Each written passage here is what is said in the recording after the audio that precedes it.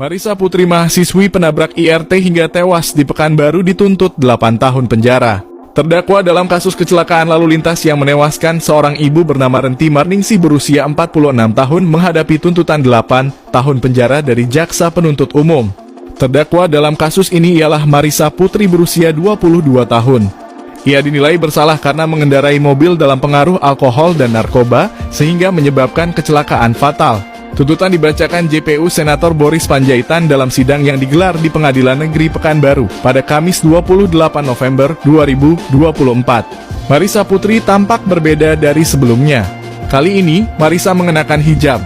Dalam amar tuntutannya, JPU juga meminta pencabutan SIM A Marisa selama 2 tahun setelah masa hukuman penjara selesai. Menjatuhkan pidana penjara selama 8 tahun kepada terdakwa Marisa Putri binti Edi Ujang. Dikurangi masa penahanan yang telah dijalani, kata JPU dalam sidang yang dipimpin oleh Hakim Ketua Hendah Karmila Dewi. JPU juga mengusulkan pengembalian barang bukti termasuk mobil Toyota Raize dan STNK kepada terdakwa serta sepeda motor Yamaha Vega kepada keluarga korban. JPU menyebut tuntutan 8 tahun penjara dijatuhkan dengan pertimbangan bahwa tidak ada alasan pembenaran bagi perbuatan terdakwa. Hal yang memberatkan adalah tindakan Marisa yang menyebabkan kematian korban, menimbulkan trauma bagi keluarga, serta menciptakan keresahan publik. Sementara itu, hal yang meringankan adalah sikap sopan terdakwa selama persidangan.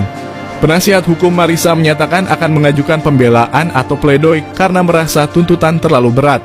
Kami akan menyampaikan pembelaan pada sidang berikutnya, ujar penasihat hukum terdakwa. Setelah sidang ditutup, Marisa terlihat beberapa kali menghapus air mata. Ia meninggalkan ruang sidang dengan tangan di borgol menuju mobil tahanan yang membawanya kembali ke lapas perempuan kelas 2A Pekanbaru. Peristiwa kecelakaan terjadi pada Sabtu 3 Agustus 2024 sekitar pukul 5.17 waktu Indonesia Barat di Jalan Tuanku Tambusai, depan Hotel Linda, Pekanbaru.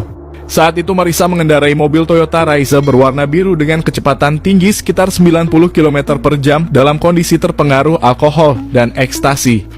Marisa menabrak sepeda motor Yamaha Vega ZR yang dikendarai korban Renti Marningsih hingga terpental sejauh 10 meter. Korban mengalami luka parah di kepala dan meninggal di tempat. Setelah menabrak, Marisa sempat melarikan diri, namun akhirnya berhasil diamankan oleh warga.